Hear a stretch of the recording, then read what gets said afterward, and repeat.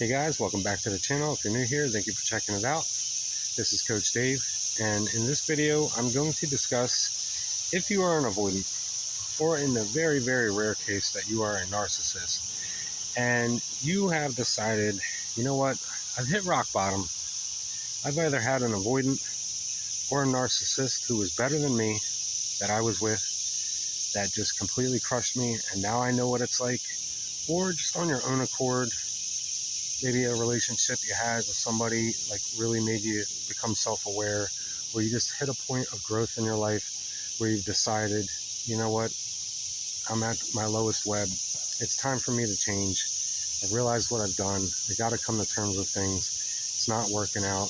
Maybe it is really me. Whatever the case may be, if you're going to start putting in the time and effort and the work on yourself, and you don't want to have another failed relationship, you don't want to go through the same things again and again to yourself and to somebody else, and you're with somebody or were with somebody and you're still partly in their life and you're trying to work things out, this can be detrimental. So this is mostly a message for the avoidant or the narcissist, but it's also a message for anybody else that's in the relationship with them.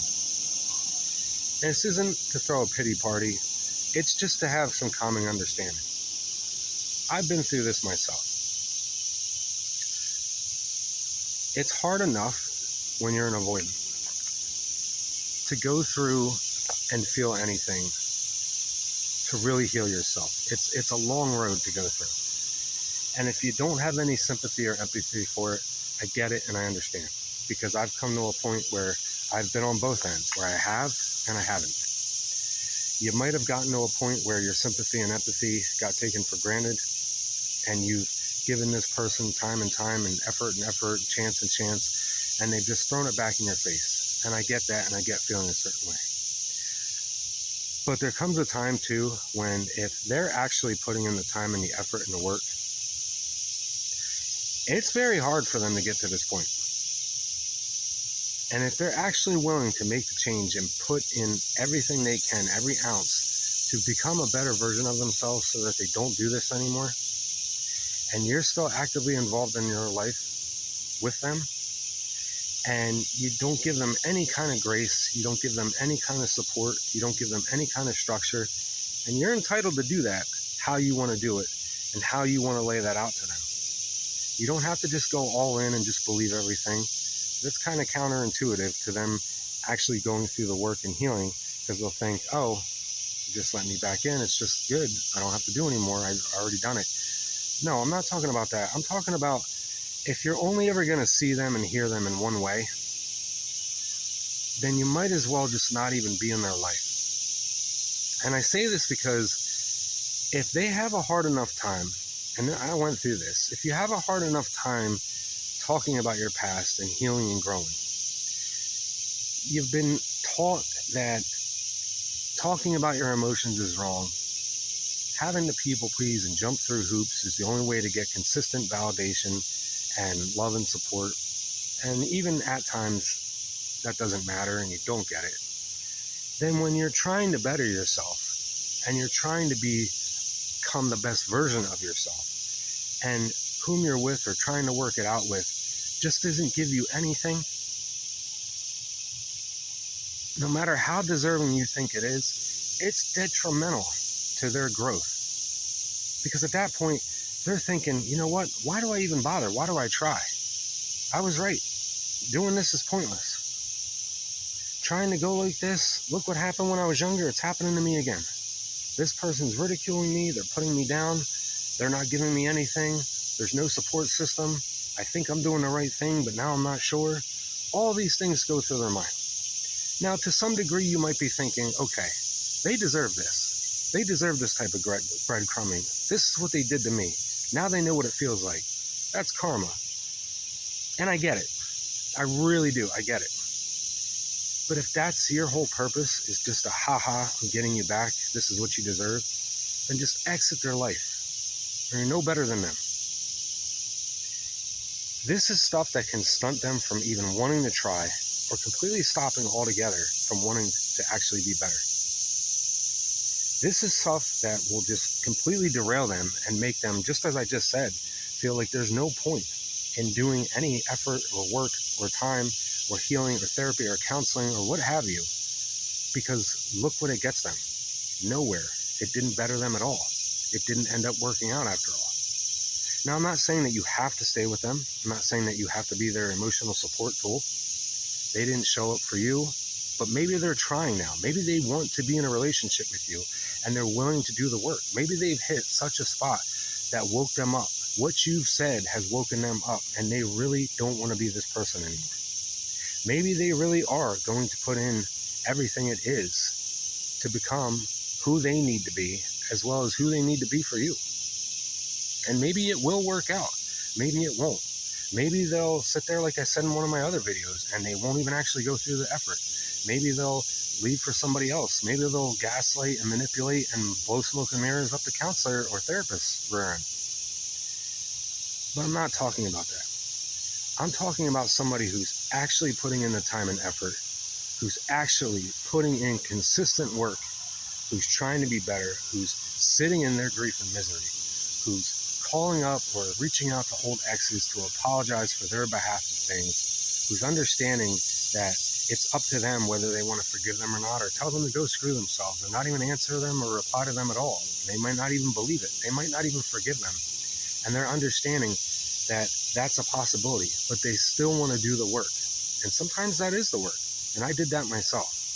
But if you have kids involved, or you're just trying to be there for them, or just, in general, just repair the relationship, even to some civil degree, and you just constantly shit on them, and they don't get mad right away, they don't flip out right away, they're understanding of that, but you just constantly bear down on them, it's not going to make them want to keep progressing and do the work.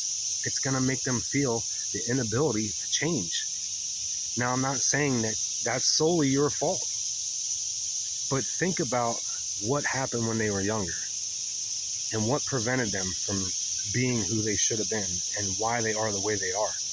And if you're just going to add to that and prevent them from growing, you're just going to be a barrier in their way. So remove yourself from the situation.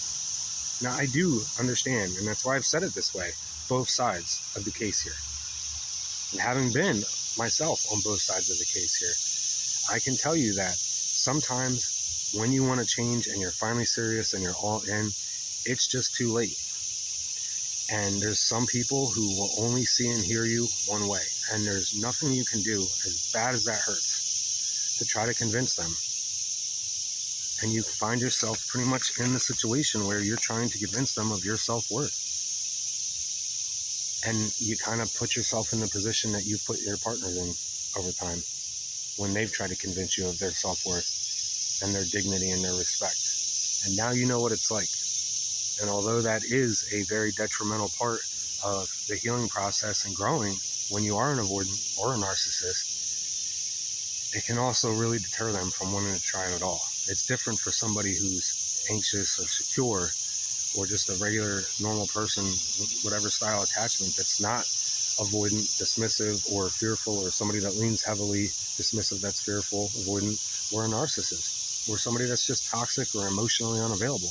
It's completely different. It's a whole different set of variables. Their growth pattern and what they have to go through can be completely shut down by your inability to forgive them, by your inability to not give them some type of grace. So if you've been hurt to the point where you can't do that, and you can't allow them back in, and you can't just gently nudge them along and give them little bit by little bit when they do come to you and apologize for things, when they do try to alleviate the pain of what they've done, when they do try to show up and show ownership and accountability to these things, then just step yourself out of the picture. What is the point of trying to ruin their life? What does that do for you? That gives you momentary pleasure. And then at the end of the day, are you really going to feel good about that? Just walk away and leave them out of your life. I get it. I know you want some type of retribution, some type of payback. You feel it's deserved and it's warranted.